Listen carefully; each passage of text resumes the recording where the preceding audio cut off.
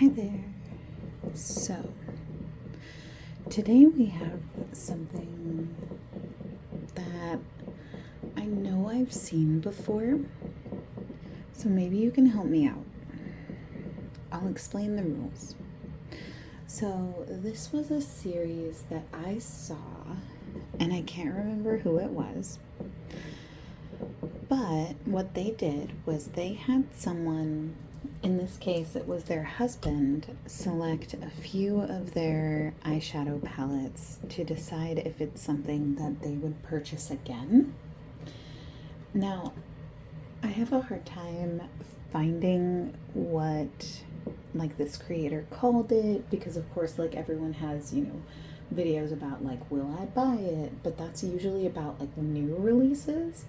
This was going back through their collection and saying if this came out today or in the near future, whatever it may be, would they buy it, based on the other items they have, based on the collection that they have, based on other things coming out, etc., etc. So like I said, I can't seem to find who originated this idea. It's not my original idea.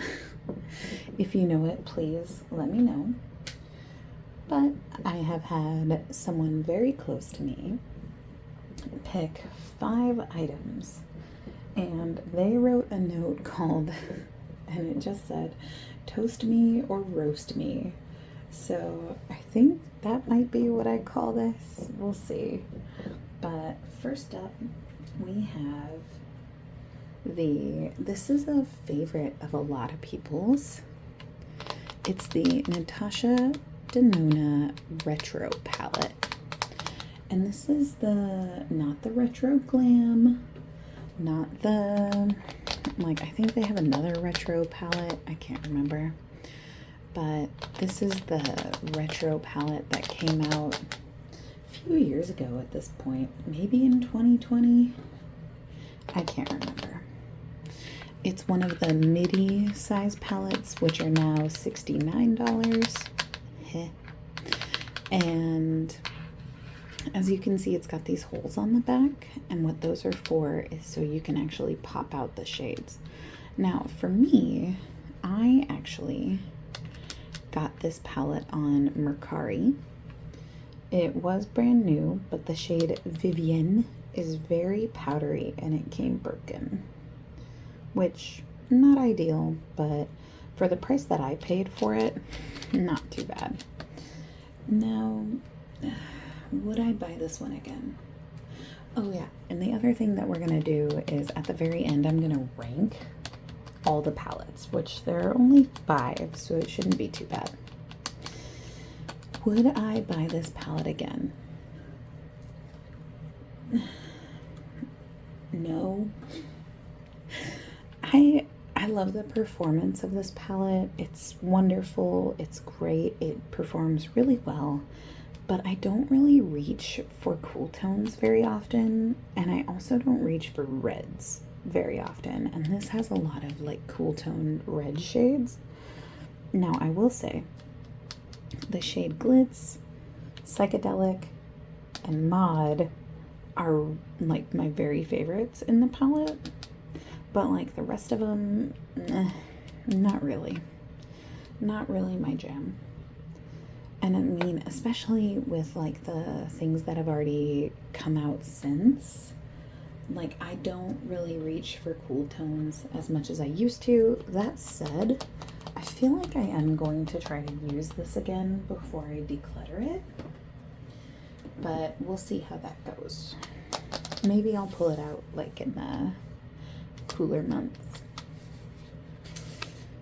Next up, we have a discontinued Nomad Cosmetics palette.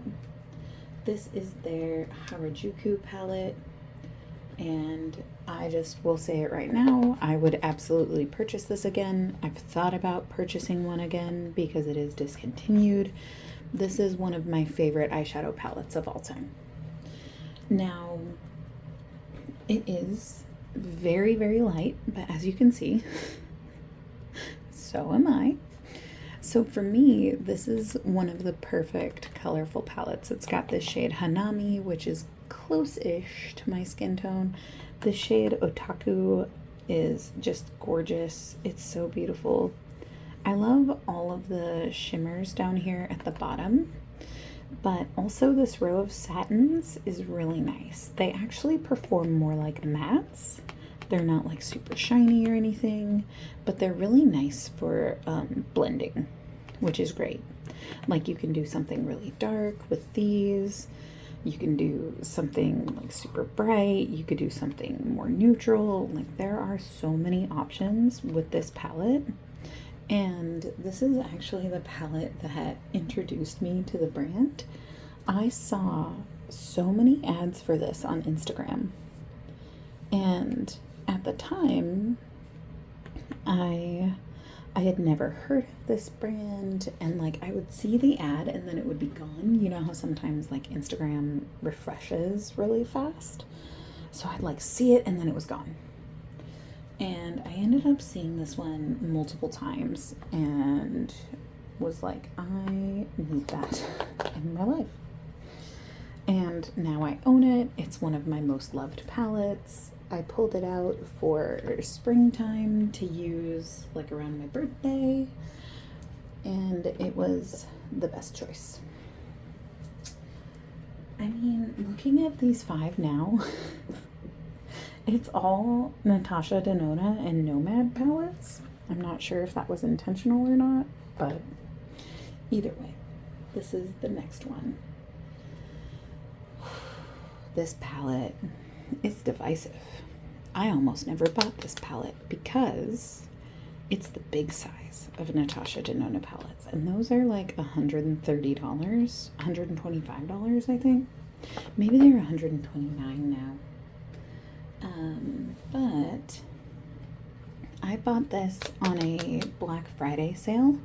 It came in like a bundle, where I want to say it was this one and the Trichrome palette, and it was like 2 for the price of 1, essentially. Like I want to say I got both for like $125. Like it was a good deal.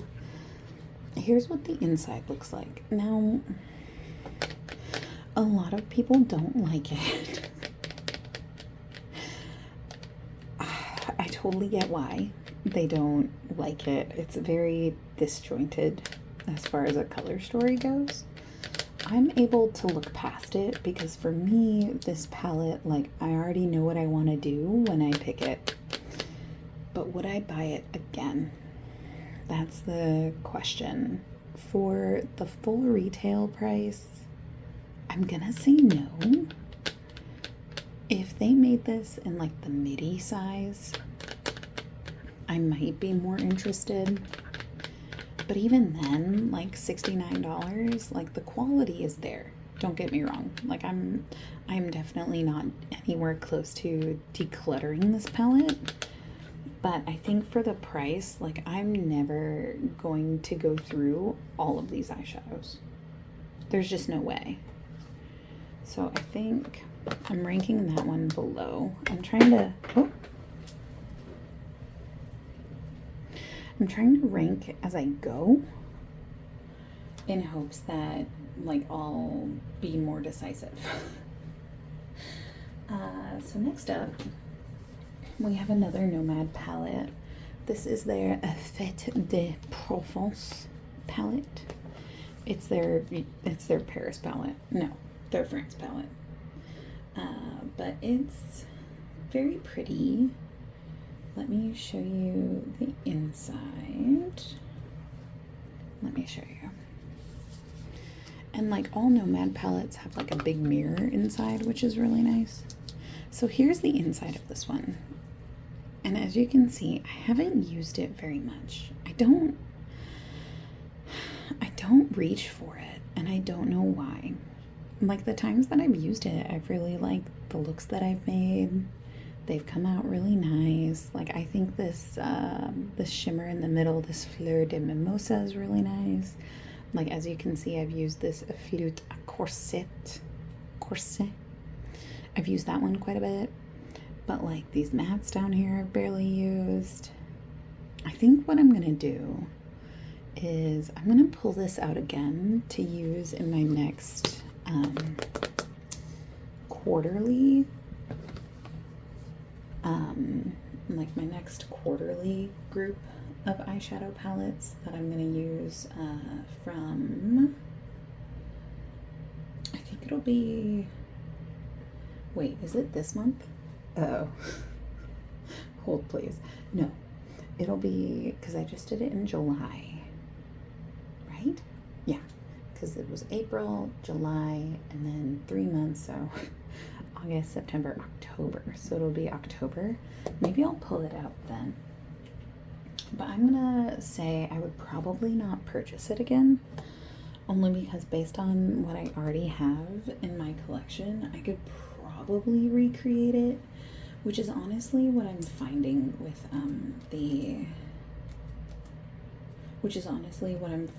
a lot of the newer Nomad palettes is like I feel like I could dupe the color story, but I am very curious to see where they're going. And like the palettes that I have, I love. Like I'm not anywhere close to like decluttering them. Like I'll probably still hang on to this one and this next one, but like would I buy them again? I don't know that I would. I will say for Nomad, 1, their customer service, amazing. 2, their Black Friday sales, amazing. Super amazing. So I would recommend like getting it on sale. In fact, I don't even know if they still make this palette. It might be gone too. And this one is also gone. I mean, there might be some in stock by the time you're seeing this, but I think they are retiring this one. But their new island themed palette, no, the Florida Keys palette is really similar to this one. But this is the Paradise Islands palette. Yeah, Paradise Islands. I love this one. So this was actually a birthday gift for me one year from the same person who picked out all these palettes for me. And I love this. It brings me such joy when I open it, even though like there are shades that I've just never used, like the shade called Dolphin. I think I've used the shade Lizard as like a liner, but like you can clearly see the top row. Like I've definitely put some use in there. I've definitely done some work on these purple shades.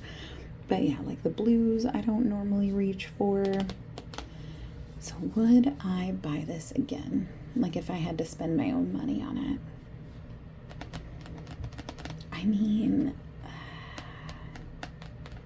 I don't know that I would. I love this palette. It brings me such joy. Like I said, like when I open it, it makes me happy. I want to use this palette more. But I feel like it's kind of similar to the Blend Bunny Machina palette. Let me pull it up. I actually have it here. So the Blend Bunny Machina palette, let's just look at them side by side because maybe I'm crazy. It's not the first time. So let's see. So yeah, like what I'm thinking is like these kind of orangey and these kind of pink shades along with like the purples, and then there's even some blues and like the muty greens. Like there's those. And yeah, like it's kind of, it's very similar but different, don't get me wrong. But like I feel like there's enough overlap that I wouldn't need both. That said, I love both of these palettes for very different reasons. Again, I'm nowhere close to decluttering that one, especially since it was such a gift and so cherished. But I think I'm going to put them, let's see, ooh, this is tough because I don't know which one of these Nomad palettes I like more. I think probably this one. My gut says the Paradise Island one, only because I've used it so much. So this actually went faster than I thought it would. I I thought this would take me a lot longer to suss out like which palettes I like the most, which ones call to me. But I think in general it's this Nomad. Here, we'll start from the bottom and I'll go over what I don't like. So in 5th place, the Retro palette. I love the quality, it's totally there, but I don't use a lot of red tones. So this one's actually kind of on the chopping block for being decluttered, only because like I really just don't use it as much as I'd like to. I'd rather have it go to a happy home. And then the Circo Loco palette, this is in 4th because it's really a very specific palette. Like you can really only do so much with it. It's kind of like it's big for being a like companion palette. So I think that one would be next. Then as far as the last 3, which are all the Nomad palettes, I'm gonna say the Fête de Provence, only because like I really don't reach for it very much, and I haven't, and I feel like it's something that I could probably dupe. And again, like it's got a lot of cool tones, but I'm gonna pull it out in the fall and we'll see how it goes. Then this one is very special to me. I will never get rid of it. It's the Paradise Island. I like that you can do a lot of like soft looks with things. I like that you can kind of deepen it up if you want to. I need to use all of the shades in this. Maybe I'll do like a palette bingo with it.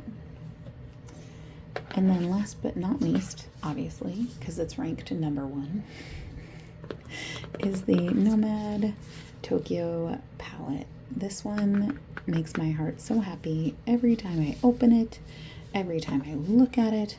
It's just my favorite. They say you shouldn't pick favorites, and here we are. This is one that if I use it up someday, I will still be happy with all the memories that I had with it. And I think that says something. So I think that's it for this video. Again, if you know who originated this theme and what it should be called, let me know, because again, I'm very curious. But in the meantime, I don't know. So if you think of it, let me know. I'm happy to hear it. But yeah, I think that's it. Hopefully this was interesting or relaxing or something. Hopefully you enjoyed. I always like hearing about the makeup that people love, the makeup they don't. Maybe it's something that you had your eye on. Maybe it's something you were interested in. Maybe it's something you regret not picking up. And hopefully I can help. But I think that's it for now. This was fun. I hope to do it again sometime.